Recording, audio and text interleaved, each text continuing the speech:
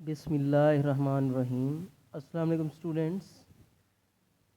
आज हम class 10 biology chapter 10 के लेक्चर 6 में रेस्पिरेटरी डिसऑर्डर्स की फर्दर टाइप्स को डिस्कस करेंगे। आज हम बेटा पढ़ेंगे नमूनिया के बारे में। नमूनिया जो है ये एक ऐसा रेस्पिरेटरी डिसऑर्डर है जिसमें हमारे लंग्स में इन्फेक्शन हो जाता है, यानी कि हमारे लंग्स को ये बीमारी मुतासिर करती है। अगर इस बीमारी से हमारे जो फेफड़े हैं वो दोनों इफ़ेक्ट हो जाएं, दोनों के अंदर इन्फेक्शन हो जाए, तो इसे हम नाम देते हैं डबल नमूनिया का। अगर हम बेटा जी इसके कॉजेटिक एजेंट्स को देखें, यानी कि नमूनिया का बहस बनने वाले जो अनासर हैं उसमें बैक्टीरियम भी मौजूद होते हैं, और बैक्टीरियम की एक स्पीशी है जिसे हम नाम देते हैं स्ट्रेप्टोकोकस नमूनियाई। इसके अलावा कुछ वायरसेस भी होते हैं, जैसे कि हमारे पास है इन्फ्लुएंज़ा वायरस। इसी तरह से कुछ फंगी भी नमूनिया का बहस बन सकती हैं, और इस तरह के इन्फेक्शन को हम नाम देते हैं फंगल इन्फेक्शन का। इसके अलावा बेटा जी जो नमूनिया है ये हमारे लंग्स के अंदर जो एयर सैक्स होते हैं, जिन्हें हम एल्वियोलाई का नाम देते हैं, उसको इफ़ेक्ट करेंगे। उसी के अंदर ये ग्रो करेंगे और अपनी तादाद में इजाफ़ा करेंगे, यानी कि ये एल्वियोलाई के अंदर ही अपनी ग्रोथ, अपनी तादाद को बढ़ाते हैं, जो नमूनियाई वायरसेस हैं। इसके अलावा ये नमूनियाई के जो मरीज़ होते हैं उनके जो लंग्स के टिश्यूज़ होंगे वो टूट जाते हैं, उनकी ब्रेक डाउन होती है, और इस वजह से उनके अंदर यानी कि लंग्स की जब टिश्यूज़ मर जाते हैं तो इस वजह से उनके अंदर पस पैदा हो जाती है और फ्लूइड पैदा हो जाता है, यानी कि माई शक्ल में आ जाते हैं, माई के मॉलिक्यूल्स इनके अंदर जमा हो जाते हैं।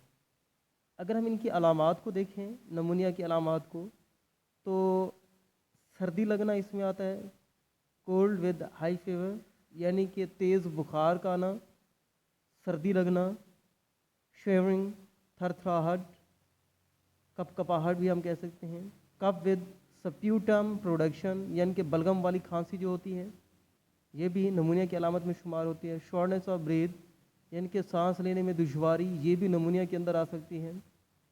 इसके अलावा जो स्किन कलर होता है मरीज़ का, जो नमूनिया के पेशेंट्स होते हैं उनका जो स्किन कलर होता है वो तब्दील हो जाता है, यानी कि वो डस्की हो जाएगा, स्याही मैल हो जाएगा, या फिर पर्पलिश हो जाएगा, यानी कि अर्गवानी शक्ल के अंदर आ जाएगा। और उसके अलावा जो ब्लड की ऑक्सीजनेशन है, यानी कि खून के अंदर ऑक्सीजन की कमी हो जाएगी। ये चंद एक अलामात हैं नमूनिया की। अगर हम इसकी ट्रीटमेंट को देखें तो बहुत सारी वैक्सीन्स और एंटीबायोटिक्स जो हैं वो इस्तेमाल की जाती हैं नमूनिया के जो पेशेंट हैं उनकी ट्रीटमेंट के लिए। इसके अलावा जो रेस्पिरेटरी डिसऑर्डर हम डिस्कस आज करेंगे वो है हमारे पास अस्थमा, जिसे हम दमा कहते हैं।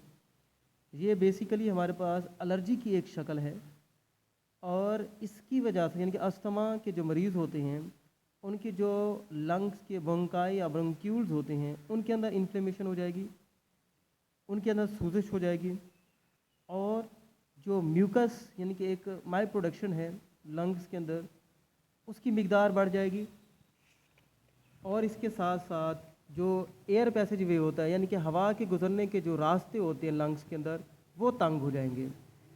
इसके अलावा जो ब्रोंकाई और ब्रोंक्यूल्स हैं ये बहुत ही हसास होते हैं कुछ एलर्जेंस के लिए। एलर्जेंस क्या हैं? बेसिकली एलर्जेंस ऐसे मटेरियल है, ऐसे फैक्टर्स होते हैं जो एलर्जी काज करते हैं। जैसा कि हमारे पास एलर्जेंस की भी एग्जांपल्स हैं, डस्ट यानी कि गर्द, स्मोक, धुआं, परफ्यूम्स, खुशबू और पोलन्स वगैरह। और ये एलर्जेंस जो होते हैं ये बहुत ही हसास होते हैं, इमीडिएट यानी कि ये फौरी और गैर मामूली रद्द अमल ज़हर करेंगे।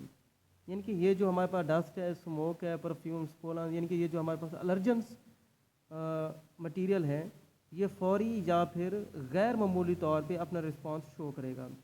उसके अलावा जो अस्थमा के मरीज़ होते हैं उनमें सांस लेने की दुश्वारी एक आम अलामत है, यानी कि हर मरीज़ के अंदर ये अलामत होगी, जो अस्थमा का होगा उसे सांस लेने में दुश्वारी होगी।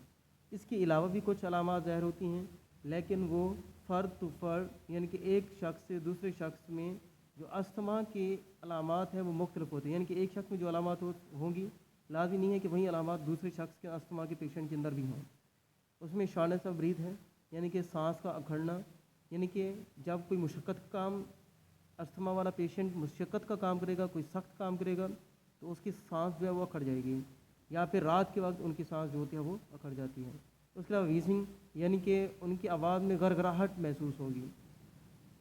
उसके अलावा खांसी का आना, कफ वगैरह, चेस्ट टाइटनेस, उसके अलावा छाती का जो है वो तंग हो जाना, सख्त हो जाना, ये भी अलामात में शुमार होता है अस्थमा के पेशेंट की। उसके अलावा अगर हम इसकी ट्रीटमेंट को देखें, इसके इलाज को देखें, तो कुछ केमिकल्स हैं, ख़ास किस्म के केमिकल्स होते हैं जो अस्थमा के मरीज़ इस्तेमाल करते हैं, और इसके अलावा कुछ मेडिसन्स वो इन्हीलर्स के तौर पे लेंगे, यानी कि वो खाएंगे नहीं मेडिसन, बल्कि इन्हीलर के तौर पे लेते हैं। इन्हीलर मीन जो कि उनकी सांस की दुश्वारी को ख़त्म कर देगी, यानी कि वो अपनी सांस के अंदर लेके जाते हैं।